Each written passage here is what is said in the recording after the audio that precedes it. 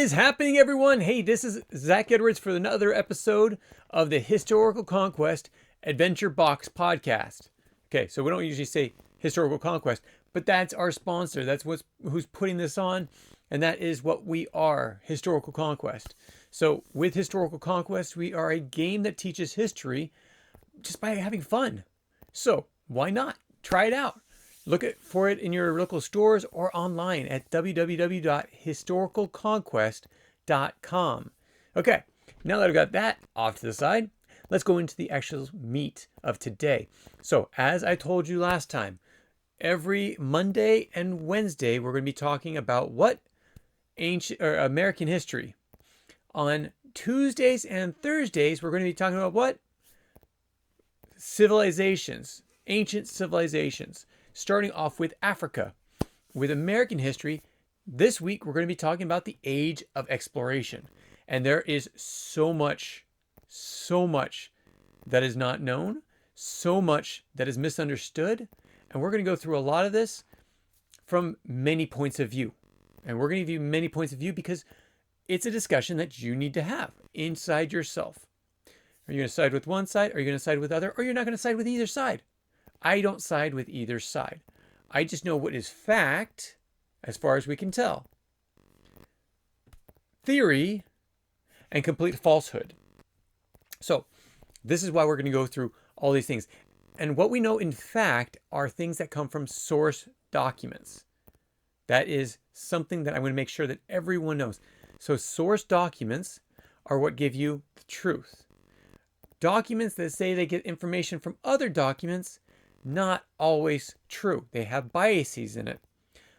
For instance, I have a board of advocates. One of our curriculum writers in the past was actually saying how great it was, the system that we put together, but had a question for me. She said, "What lens are you using?" I was like, "What lens? What are you talking about?" And she said, "What lens?"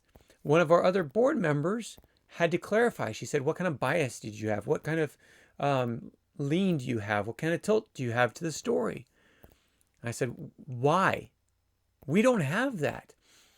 What was interesting is the curriculum writer actually told me, "No, you have to have a lens. You have to have a way to tilt the way that you're saying things." I said, "No, we do not. We do not need it because all we need is fact and let you decide on what the truth is, what you need to understand. The lessons that you can take out of it. If we try to guide you down a certain road, we're not teaching you history, we're teaching you biases. And we don't like biases, being biased. We want you to have fact, or even the most thought out theory, and then you can make the decisions. You can have the discussions with your parents, with your friends, even with your teachers. But the more information that you have up front, the more you'll be able to talk to people about it. So this one is actually one of the more controversial ones, up there with slavery. And this is Cristoforo Columbus. But we're not starting at Cristoforo Columbus. We are actually going to start at this guy. When he pops up, there he is. Who is Leif Erikson? This is a book cover. For younger readers, great one to read. You should try this out. This is Leif Erikson, or this is Leif Erikson. So if you're looking at it, we went from Who is Leif Erikson, the book, to now the Leif Erikson that's on the Viking saga, the Viking episode, the Viking series on TV. Of course, it's fictional. They call this the Vikings. For one thing, the Norse people were never called the Vikings until way later on. They didn't call themselves Vikings. They also didn't have horns coming out of their helmets. Any picture that you see there, and someone that's trying to teach you history, that's a falsehood, and don't believe anything basically that they say. Now, there are some things that they probably do say that's true. But the problem is that they're already starting off with a premise of falsehoods. So Vikings did not have helmets with horns coming out of them. Vikings were not called Vikings. They're called the Norse people. They were from Norse, the land of the Norse. So they were actually called by their own tribes, not by a singular centralized government. That's another thing to know about what we call the Vikings. They did not have a centralized Viking government. We're going to control the Vikings and where they go and everything. No, they don't. They didn't have that. They didn't have lands that they had that were, boom, this is the government of that land. No, they spread out as they felt necessary. And what was okay about that is because Europe wasn't even taken over at the time. So I'm going to show you one more image. This is actually in North America. This is in Canada. This is where is expected that Leif Erikson actually landed in the Americas. Now, how do we know that? How do we know that that's actually true? Could it actually been written? Could it be a falsehood that someone gave? Yes, it could be. Could be. But here is an image of the map of Vinland. Whoops, I guess I should have just... Wait a second. There we go. The map of Vinland. So it shows Europe fairly well drawn out. I mean, fairly well drawn out. I mean, a little bit off over here. But they're pretty... they're okay over here. It's not too bad for what they had. Again, all they had was going off the stars and what they actually found. So the Norse people, the Vikings, I'm going to call them the Vikings for this time just because you know them as the Vikings. But make sure you understand, they were not the Vikings. There was no such thing as the Vikings during the time of the Vikings. During the time of the quote, quote, Vikings. Okay, so this was actually a point where they were wanderers. They were conquerors. They conquered the tribes in Great Britain. They conquered much of Europe. They were conquerors, much like we would say that Cristoforo Columbus was a conqueror, or the Spanish conquistadors were conquerors. Any different? No, they're both European, and they conquered. But could we also say that these were just like the Incas, the conquerors, or the Aztec, the conquerors, or the Maya, the conquerors, or the Cherokee, the conquerors, the Iroquois, the conquerors? All of these people at the time, the way of life was to establish a survival system, a place where you could actually call your area. Now, most of the Native Americans, whether North America, well, actually we're just saying North America, did not actually believe that people owned land. They believed that the land was for everyone and that you traveled with your tribe. And then they became more established during the Neolithic era, where they actually solidified, we are in this territory. This is our territory. Though they didn't have a home because they were nomadic, moving with the herds. And they would move depending on where the herds were because they needed survival. So their tactics were on survival. This is something very important for people to understand. So seeing the Vikings, with a lens of they should not have conquered these people. These were people that had their lands, and that is so wrong. That is so wrong. Actually, it is not wrong back then. I mean, of course, people in certain lands did not want you to come into their lands. But the next week, they would be happy to come into your land and conquer your land. Because this was a part of survival. They grew, they expanded. Families had more children. They grew and they expanded. They broke into different tribes. They grew and expanded and needed more land. So what did they do? They expanded. Now, let's go into Leif Erikson and the importance behind his travels. Now, this might be the map of Vinland is what they called North America when they found it, the settlement that they set up. But this is what we say is actually his travels, Leif Erikson. So Leif Erikson, born in Iceland, left when his father was, or this is about the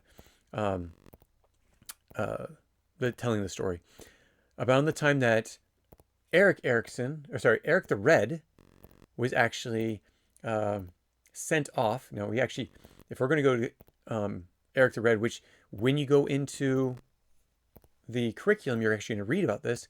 Eric the Red was not the first to be exiled. It was actually his father who was exiled from Great Britain and traveled out to Iceland and settled Iceland. Now, Iceland was already an established placement for the Norse people, the Vikings. So Iceland was a place, and the moving of Eric's father out there brought more settlers and established the area. Now, what happened when he moved out there? Did he cause more uproars? Probably. But who also did? Eric the Red. Eric the Red followed in his father's footsteps, where he, again, created manslaughter because of an argument, killed a man, and was exiled from Iceland for a time. Now, he only had a set amount of time before he could return, but he could not return until that time. So what did he do? He went up. He went north to what some Vikings had found, some Norse people had found, and had actually mapped out a little bit of Greenland. And then they left. Now, Eric the Red found out about this place, and he's like, well, I could go home. I could go to Great Britain, but they don't like us. So I'm going to go find another land. And this land is supposedly great. Let me go up there. Now, just so you know, the travel between Iceland and Greenland is so bad that after Eric had actually settled part of Greenland, he went back to bring more people to establish a settlement there. Again, you bring your family. What happens when you're trying to grow your population? You don't usually mix family, marry family. No, that's just wrong. It's just, again, that's from our perspective now. They didn't have that perspective either. They wanted to bring more people in so that they could propagate and grow that land. Yes, the Vikings did propagate. They did expand their families. They did have large families. And so with that, he goes back to Iceland and finds people that want to go. And how does he do that? He says, everyone, I want to bring you to a land rich with resources and looks amazing. And let's call it Greenland so that you want to come. And they came. And they came in droves. They sent like 7 ships full of people. And I think it was like only 4. And again, I have to go back through the curriculum. I'm not going to reread it as we're going. Read the curriculum. It's right there. And they go back to Greenland. And only like 4 ships make it because it was so treacherous, the waters between Iceland and Greenland. And guess what? Greenland wasn't so green at the time. But they made do, they survived, and they thrived in Greenland. That's how Greenland got established. Well, then there was Leif Erikson. Leif Erikson, son of Eric the Red. When he is in Iceland, he's actually sent back to Great Britain, where he actually finds Christianity. With that, he actually promises the Danish king, the person that taught him Christianity, that he would spread the word. So he travels all over Europe, a little bit over Europe, and also into Scandinavia, where he's from, where his people were from, and then back out to Iceland. Find out his father went to Greenland. He goes to Greenland. He's like, this is a great place, but I've heard of another place. I mean, these people were entrepreneurs like none other. I like to say I'm an entrepreneur coming up with historical conquest, but these were entrepreneurs in the sense of wanting to find new land. And so they went into North America. Yes, they traveled across into the unknown West. And you know what's interesting? That map that I showed you earlier is part of the Viking, it doesn't say here, is the saga. This was actually written in book form back before there was a printing press. So they actually wrote the actual expedition, the potential expedition. Was it actually true? There's nothing that says it because we weren't there. But the best evidence that we have says that the Vikings were actually in North America. And they had contentions with the indigenous people there. They fought and lost against the indigenous people. Again, they were not used to what North America had. The animals, the environment, and also the tribes that were out there. The tribes that were out there were very much well established in the colder regions of North America. The Vikings they were fine with the colder regions, but they weren't used to the terrain. And battle in a terrain is essential, which is what the British found out during the American Revolution and the French and Indian War. It's not the same war tactics that you would use. You can't do marching orders like they would in Europe and line up on a field. No, you walk through the forest and hope you don't get ambushed by the indigenous who are protecting their land. So the Vikings, the Norse people came in and the indigenous attacked them. And at one point they said, you know what, we're done with this place. This is not a place we can establish. There's too much opposition. We're out of here. And they went back to Greenland and had a great life in Greenland. Okay, so that is the story of Lake Arison. There is so much more that I'm not telling you. There's a lot more information in the curriculum. So go to the curriculum, read the curriculum, love the curriculum. It's awesome. Okay, so now let's go on to the next person that is in the early European age of exploration. Now, remember, the Vikings were about 800, early 800s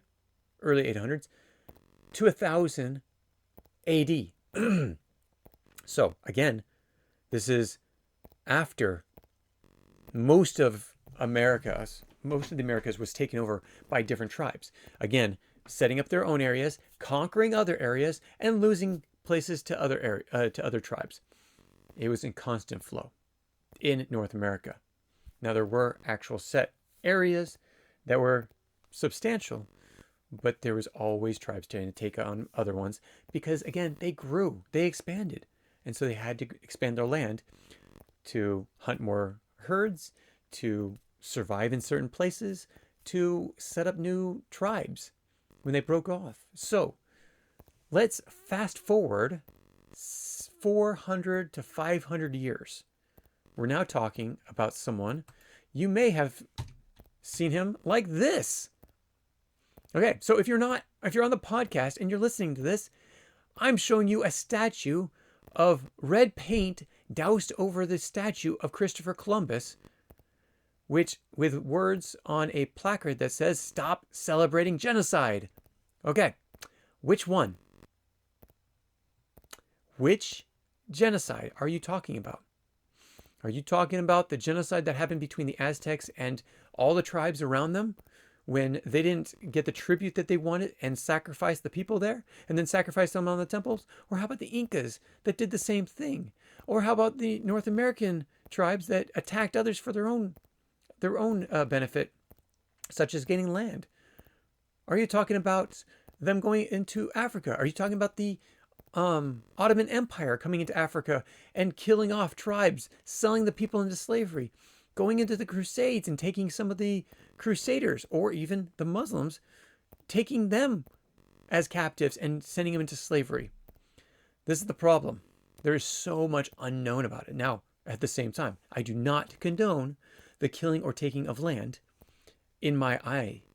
But as you know, there is expansion in all things. When a civilization grows too big for the area, Spain was too big for Spain. What did they do? They wanted to grow their civilization. They wanted to grow their land. So when Queen Isabella and King Ferdinand said, hey, we're done with the wars with the Moors. Wars with the Moors. Interesting. Okay. They were done in Africa. They needed to go out and use up some of these ships that they had built. Employ some of the conquistadors that they had employed. The soldiers. They needed to expand because they were stuck. They couldn't go any further into Portugal. They couldn't go into Spain, into outside of the Iberian Peninsula where Spain and Portugal is. So where are they going to go? So they get this visit from a young man by the name of Cristoforo Columbus. Columbus is saying, there is no way to get past the Ottoman Empire on the Silk Road, on the road that we have established for trade with India and China. So we need to find another way. Now, Vasco da Gama was finding a way down south to go around the Cape of Africa and into the Indian Ocean. But Columbus said, I can find a faster way. So I have this theory, which has actually been taught to me by these other people, missionaries, philosophers, other scientists, all throughout Europe. Some said that the earth was flat and that you're going to fall off the map. But actually, there was a lot of people that were saying the earth is round or oval and you can go west. Columbus said, hey, you know what? I don't have much going for me over here. Let's do that. Let me try this theory. So what did they do? Sure. We'll give you 3 ships, the Nina, the Pinta, and the Santa Maria, and we will send them across with you. And let's just see if your theory is right. Let's just see if these people were correct, these scientists, these philosophers. And we're going to send with you a few conquistadors in these ships and these extra ships that were left over after the war. So go. Let us try this out. Now, they didn't actually fund the whole thing. Actually, a lot of the funding came from private citizens. But they had received a patent, a allowance by the crown to go west. So that's what they did. Now, let me bring up, here's another picture of something that Vandals have done to Cristoforo Columbus for their understanding of genocide. Now, we're going to go more into this. Again, genocide, never okay. Never okay. In our mindset, never okay. But we can't tell them what was okay and what wasn't okay back then. That was them. This is us now. We can learn. Okay. But all these Vandals knocked off the heads of Cristoforo Columbus on statues, doused it with red paint, all these different things. This is what Cristoforo Columbus most likely looked like. This is a painting, most likely with Cristoforo Columbus being actually the sample, so the person can actually watch Cristoforo Columbus and make this drawing off of him. So it's just a normal picture that you'd find online. It's a picture of Cristoforo Columbus. This, interesting enough, is one of the pictures, one of the maps, Voyages of Cristoforo Columbus. You know where this golden map is actually located? It is in the embassy in Haiti, or at least what used to be the embassy. Right now, there's a lot of struggles that are going on in Haiti right now. But this was placed there, and still, well, up until a year or so ago, before the complete unrest and destruction of what's happening to Haiti, and Haiti's been falling apart probably ever since the Spanish left. I won't go there. But this is the map that's held there. Now, that's not the easiest to recognize and to read, so I found a better picture of it for our viewing. This is a picture of Cristoforo Columbus's voyages. And if you can't see it, don't worry about it. I'll explain the whole thing. So, you know what's really interesting? Okay, I'll get to this when we get to this. So Cristoforo Columbus leaves the area just under Spain. It's one of the most southern ports of it, and goes out into the ocean down to the Canary Islands. Now, why did they go to the Canary Islands? The Canary Islands are an island set off of Africa. It's a place that's very remote and needs supplies. So they go down to bring down different supplies. They're able to actually gather supplies in the Canary Islands and be able to head west across into what's like the Bahamas, past all those islands. How is it that they never saw the islands in the Bahamas? They're fairly closer together. Yes, that's true.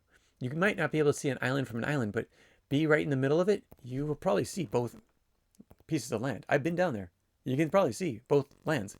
Okay, so you keep going, and you go to a land that you call Hispaniola. Now, this is Cuba, Santo Domingo, and such. Now, here it actually shows it's up further in Cuba, sorry. But I actually think it was further down.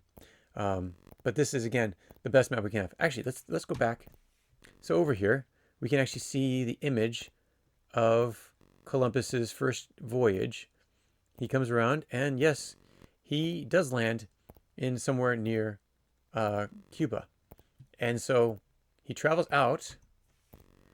down to Santo Domingo before heading home. What does he do? He actually establishes a fort down there. He sets up a fort and puts men there to guard it. Now, interesting enough, what about the relationships with the Taino people? Remember, we talked about the Taino like a week ago. Last week we talked about the Taino people. They were the people of the Caribbean. They had actually moved up through the islands of the lower Antilles and came into the greater Antilles. And that is what makes up Cuba, Santo Domingo, Haiti. Haiti's like right here, and so forth.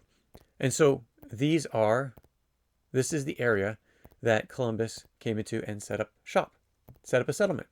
What about his relationships with the Taino? Well, the Taino, he actually had great respect for. Look at the curriculum. You can actually see his journal entries. Now, I have to make this premise because I make it in the curriculum, and you have to understand this. His two first journals were lost. They were sent back to Spain and then somehow magically disappeared. And yet they're still written. How is it that they're still written? Someone that we will be talking about, a friar that we will be talking about, that was very much against the treatment of indigenous people, rewrote the first two novels, first two journals. Now, he'd actually read Cristoforo Columbus's journals. So where did he get the information to rewrite Cristoforo Columbus's journals? I have no clue. There are stories, there are theories of what happened. No one actually knows what happened to his journals. We do know that Casas actually rewrote them. So this Dominican friar, and I think it was Dominican, we're going to go back over that later on, he actually rewrote that. And so we don't know exactly 100% what that was, what was actually written in the journals. But what we do know is what was written in others' journals. That's right. So on the second voyage, let's go back to the map. So he leaves the Dominican Republic, Hispaniola, and travels north and then goes east and lands in Lisbon, Portugal. So he lands in Lisbon and then travels back down and settles back in the port that he left. So he comes home and he brings back all these different things that he was given by the Taino people. Now, deep respect for the Taino people as far as we know from his journals. Again, we don't have his original journals. It's what was written by this Dominican friar. So what we do know, and you know what, probably the Dominican friar was probably copying them to be able to have multiple copies of this journal, and somehow it got lost afterwards. Who knows exactly what happened. But the Taino people actually sent goods back with them. And so they went back to Spain and said, these are the things we found. We have found Asia. We have found Indians, saying that the people in the Caribbean were actually, or in the Santo Domingo, were actually from India. Wrong. So yes, he did get a few things wrong. But again, how the heck would he know? He had never been to India. How would he know how the people looked or how they sounded or what language they spoke? No clue. They had no clue. So out of the best information that he had, he said, hey, we found all these things. We need more support. We need more support to be able to go out and find more things from over there and bring it back. So they say, great, let's send you back. So he goes back. And he goes back, and back he goes. And everything seems to be going well until he arrives to find out that his people had been slaughtered. His men that he left, slaughtered. Now, does he blame the Taino people? No. As far as we can understand, he does not directly blame the Taino people. Why? Because they had people that were captured as well. And they had people that were taken with them. Where? To another island down south. Who was in that island? It wasn't the Taino. It was the Carib people. The Caribs were a tribe that supposedly, in this voyage, he now had a doctor that was there. And I can't remember his name. I was trying to think of his name. Cannot remember his name. The doctor had a journal as well. No one's recorrected his journal. No one's changed his journal. It's his official, authentic journal. In his writings, he basically says, and it's in your curriculum so you can read it, it says that Christopher Columbus sent men down to the islands to rescue the women and children that were stolen by the Carib people. While there, they found the remains of human bones. Now, there is a controversy here. Were the Caribs actually cannibals, or were they not? 100%? We don't know. Now, do we have the writings of this doctor? Yes. Does he have the ability to diagnose if someone actually has chew marks on a bone? Yeah, I would say. So it's pretty darn close that they were probably Caribs. Or they were Caribs. They were probably cannibals. Were all Caribs cannibals? Probably not. What sends you to cannibalism usually? Usually starvation. Could they be starving on their island and that's why they attacked the Taino people? Conquering, genocide, giving basically genocide to the Taino people? Yeah, could be. Again, we don't know because the Caribs don't really have that information. And what's information is only written by the Europeans. Because again, the people in Cuba, Santo Domingo, or Hispaniola, and the other islands did not have a written language at the time. Who did? The missionaries that came over and talked to these people to write down their history as much as possible. So, did they get it right? I sure hope so. I don't know though. Fact, theory. That's the whole struggle. So, Columbus then goes back and brings, again, what happened? He took some of the Caribs that were taken prisoner and he brought them back to Spain. Why? To civilize them. Now, is this wrong in our mindset? Yeah, probably. How do you know they're not civilized? They're civilized in their own civilization. But you're saying they're not civilized. Well, cannibalism, not exactly civilized. Taking over a tribe and stealing their women and children and even impregnating the women? Yeah, not really civilized to my standard. And so Christopher Columbus took a bunch of them back to Spain and said, hey, here are some natives from here. They were doing some evil things. Civilize them. Make them, teach them our faith. And as you know, they were Catholic, so they taught them the Catholic faith. And some of them came back. Some of them actually died from different diseases. They weren't used to the European diseases. But some of them came back and became translators. Began to work among the people, usually on the side of the Spanish, probably because they knew who was in control at that point. So that's what they did. So he comes back a third time. What does he bring back this third time? Well, there were reports that Columbus was abusing the indigenous people. So they sent over, the Crown did, sent over, and as you can see, the red is the second trip. The green, yes, is the third trip.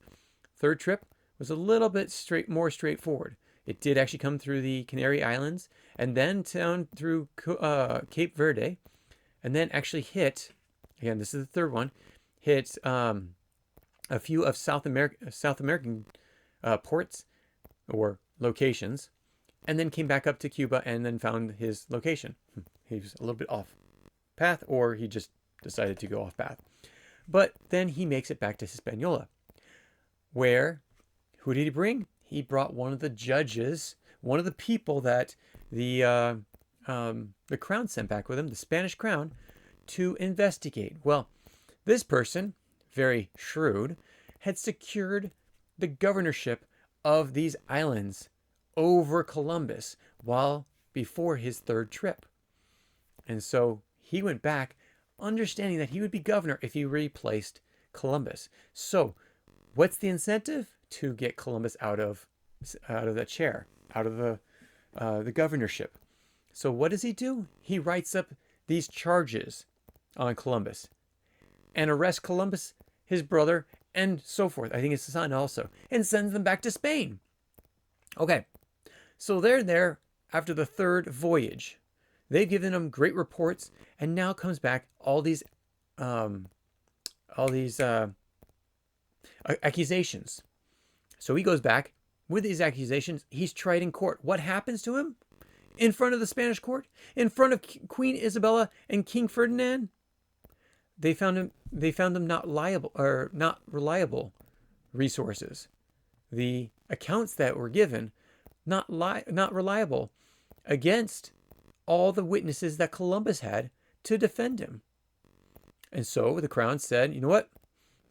Nope, we cannot find faults in him. We're not going to keep them. And if he wants to go back, we will give them the permission to go back, but we will not fund it. So Columbus found additional funding and went back for his final trip. Now, in the final trip, he actually goes to the lowest of the lower Antilles and travels north until he gets up to Hispaniola. Now, what happens? Now, interesting enough, while the governor, the new governor, the second governor, and you'll get his name in the curriculum. Again, I should have brought it up before I started this. I apologize for that. But the next governor actually decides or is found guilty of what? Of abusing those people, the indigenous people, the Taino people, and actually murdering, enslaving, and such. So when Columbus came over for the second time, things were a little bit different. They were a little bit more sketchy. And when they had Columbus come over, automatically they had questions for him when it came to how he was going to expand the area and civilize the area. So Columbus went back and this is his second trip, was able to start up the starts of what was called the encomiendos. The encomiendos were basically where settlers could come in and get land and then use the help of the Taino people to farm their land. Now, they were not enslaved at that point. They were used for their abilities. What happened when the new, and this is the governor's name, his name was Beatriz de Bobadilla. Sorry, Beatriz de Bobadilla. That's right. Okay, so Bobadilla came in and he automatically said, well, we're going to ratchet this up. We're not going to use their help and have to pay them, even in trinkets and such, very little payment, but we're not going to pay them at all. We're going to enslave them and use them for the settlers. So Bobadilla was then found liable for abuse of the indigenous people, enslaving the indigenous people, and the crown sent word to have him be sent back. So Bobadilla goes back. What happens? Now, remember, Columbus is coming up the Antilles into Hispaniola. He reaches there before Bobadilla takes off in chains and sent back with all his documentation. Well, Columbus arrives. The third governor, and again, I just looked this up, but I can't remember the third governor. But the third governor comes back and says, Columbus, we don't want you here. We don't like you. We don't know what you did, but we're not going to be held liable for your indiscretions, we'll call them. And so what does he do? He sends Columbus packing. Well, what was happening right behind Columbus? Now, no one knew that this was happening.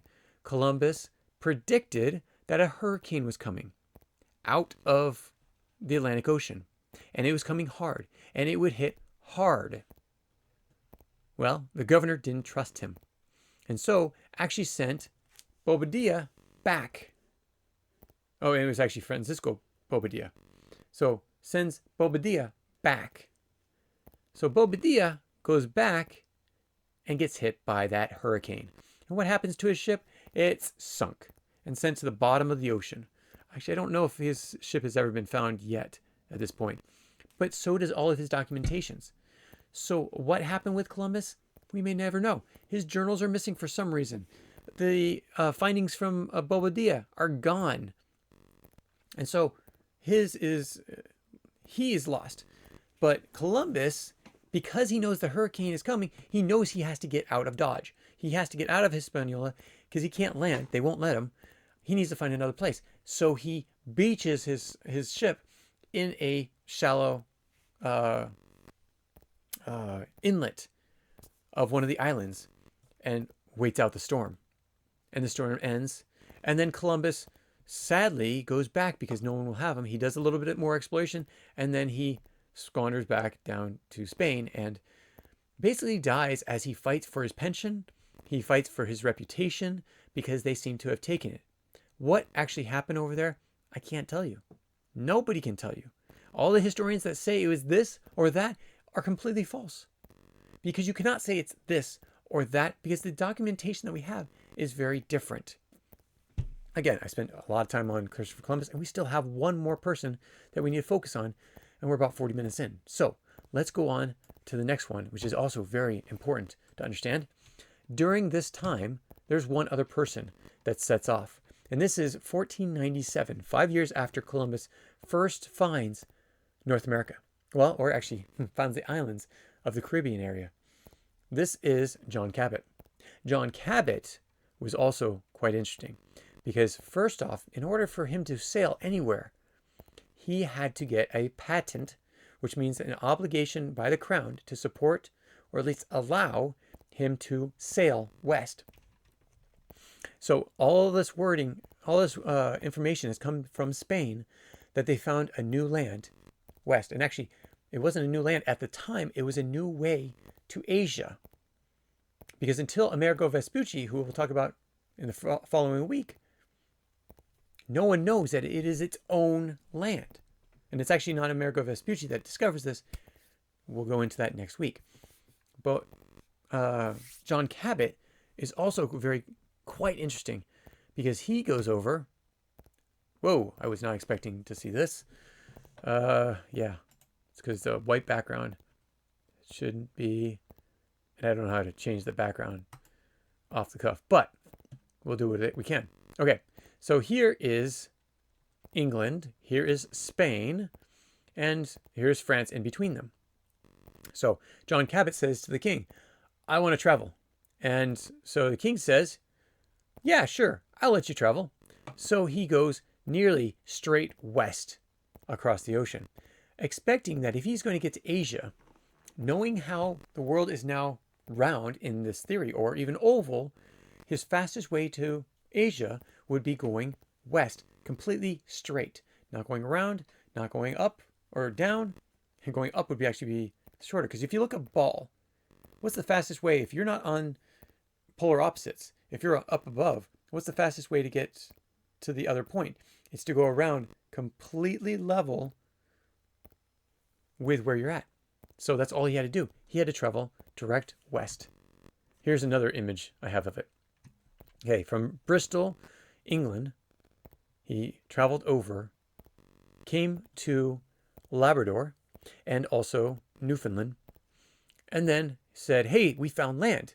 Let's take some things back and show the king and get rewarded for it. So men are like, great, let's do it.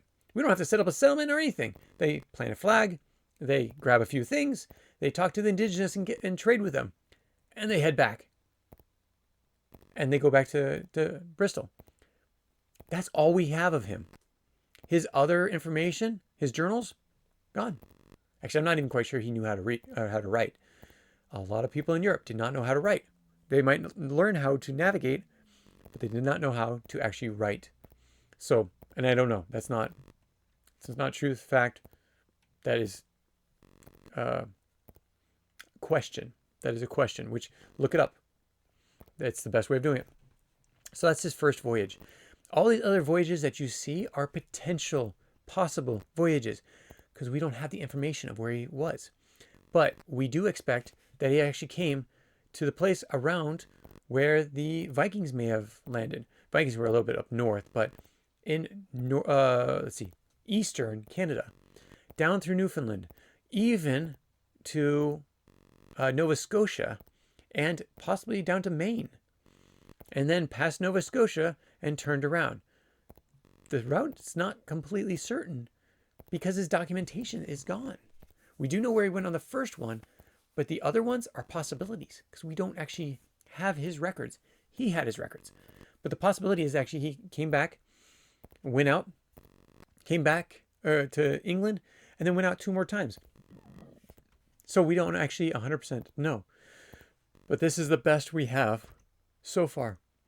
So who were these people? Were they genocidal maniacs? No, they were not. Did they want to kill off people? No. These ones did not. Did they want to conquer land and take over the rest of the world? No. No, they did not. That's 100%. I don't think there's anyone that can actually literally say that these people were bloodthirsty people that just wanted to conquer more land. All three of these people, whether it's the Norse or Leif Erikson, whether it was Spain and Christopher Columbus, or whether it was England, and I'll tell you why. We know that this is true because they just wanted to get to Asia. Until Christopher Columbus's dying day, he actually believed he got to Asia. That's right. He never actually knew that he did not make it to there and that he found a new world. So, sorry, Columbus, you didn't actually find that out. The truth is, he was not genocidal. He was not trying to enslave people. Did that happen? Possibly. Now, are the Taino people gone? Wiped out completely? All pure blood Taino. Are they gone? Yes, they are. Between intermixing of different, so intermarriage, interracial marriage, there we go. That's the word I was looking for. Or being enslaved and dying enslaved, or dying from disease. The Taino people died off. A lot of tribes did. And that's not a good thing. Was it Christopher Columbus that did that? No. Now, do they have a point of stop the genocide? Okay, so they're going to use Columbus as an icon because he founded North America. Not first, as we said. Leif Erikson was credited with that. Did he find it second? Yes, he did. Did he bring more Europeans afterwards? Yes, he did. So, the icon of him actually being credited in a negative way for finding and destroying the Taino people, unfounded. There's no reason why anyone should ever blame Columbus for actually doing those things. But can you actually say that Columbus was the reason for having? Because he did it? Probably not either. Because if Columbus hadn't gone it, there was a lot of people that were talking about the world being oval or round. And at some point, someone was going to come over. So, Christopher Columbus, victim of today's politics and what we believe is right and wrong, or genocidal maniac? Okay, let's remove the genocidal maniac. Columbus, explorer, trying to find his way to Asia. If he's finding his way to Asia, he knows that those lands are already taken over. There's not much chance that he's going to take over Asia. But can he expand his trade? Yes, they can. And that's what he tried to do. That we know. That is 100%. He expanded the trade with the people that he found, which were the Taino people. Now, did the later Spanish who came in, Bobadilla, the third governor, and I will find his name, the third governor that came in, yeah, they were going to take over. They were trying to enslave everyone. Those can actually be said. So, Columbus's statue? No. If there was a statue of Spain, maybe. If there's a statue of Bobadilla, yes. So Bobadilla's statue might have a reason to have paint thrown on it. But here's the other issue. A lot of people want to destroy history because of all the hardships that have happened in the past. The problem is that where would society be right now if those things did not happen? Would you have an iPhone? Most likely not. Probably another at least 10, 20, 30 years down the road until the next person would have found North America. But what if they didn't conquer North America? Would you be here? If you're a European, you wouldn't. If you're an African American, you wouldn't. If you're Native American, which I am, there's a possibility that part of me would have been here, but my European side would not have been here. So, the way we see the past is a reflection on us. Yes, that is true. But do we see the past as a horrible thing that they should never have done it? No. No, we can't. Because if we go backwards in life and always focus on the past, we will never move forward to the future. We will never succeed. If we can overcome what has happened in the past, do we conquer lands right now? Well, yeah, somewhat, yeah. Russia trying to get into Ukraine. Yep. Hamas trying to wipe out Israel and from the river to the sea, genocide on the Israelis. Yeah. Cristoforo Columbus had red paint. Does that mean that, yeah, let's not go that way? Because if we threw red paint and destroyed every statue, Muslim statues would be destroyed everywhere. For the Ottoman Empire, for taking over Africa, for the slaves that they sold into slavery all around the world. They were actually one of the biggest suppliers of slaves. Would we destroy every statue of any European that came over? Yeah, we could. But would we also destroy every statue of every Carib that was there? Yeah, we could. Or the Aztecs? Yes, we could. Or the Incas? Yes, we could. Or the Iroquois? Yes, we could. The problem is if we continue to be activists in the sense, and again, I'm not telling you what to believe. I'm giving you a point of view of why we cannot see history exactly how we see it today. We have to see it from the eyes of the people that actually experienced it, because it's different than the eyes that we have. So, Columbus being painted with red, here's the great thing. It's a freedom of speech. In America, we enjoy freedom of speech. In Europe, they do not. In England, people are being thrown in jail right now because of standing up against the government. They're being censored. What's happening in America? They're trying to censor us, but the people will never have it. If the people have it, America's gone. So should we stop people from painting Columbus's statue with red paint? Yeah, probably not. Because all we have to do is take a power washer to it. It comes right off. Is it a disgrace that they did it? Maybe. Depends on your opinion. It is still freedom of speech. They have the right to do things that are lawful. Painting a statue, maybe not so lawful. Did it destroy it? No, it didn't. They used a power washer, clean it off. Is it a destruction of private property, public property? Yes, it is. In that way, there are laws about it. They should be thrown in jail. If people do things that are against the law, even in protests, they will be sent to jail. Think of one of the great examples of this. And I am going off a little bit, but it just shows it. Okay, I'm going to bring in one of the great Americans who, at least for his protests, was a great person. And that's Martin Luther King. What did he say? Nonviolence. Doing things within the law. And protesting as much as possible until people actually responded to their concerns. As an American, you have the right and the responsibility to go out and protest. So, again, painting a statue. Now, beheading a statue. Very big no-no. You don't destroy property. Public property, private property. It's against the law. You should go to jail. Doesn't matter who you are. Go to jail for breaking the law. Now, if the government starts censoring us, that's also against the law. I'll probably have to fight against that. I'll have to probably fight against any kind of censorship that the government gives us. Because why? Because that's my freedom as per the Constitution of the United States of America. England doesn't have that. But if it is written in their laws, actually they do have that. Oh, wait a second, they do have a constitution. Oh. They need to settle in court then.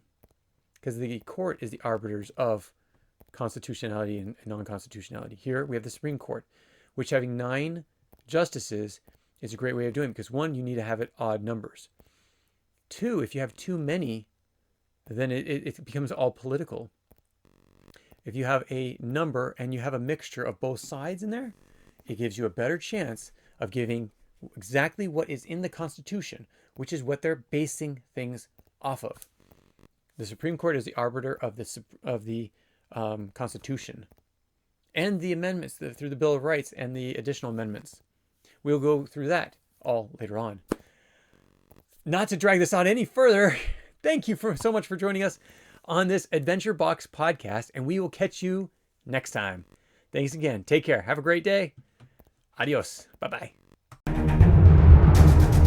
you have any comments or questions, add them to the comments below. Otherwise, we'll see you next We'll see you tomorrow, actually. Take care. Bye.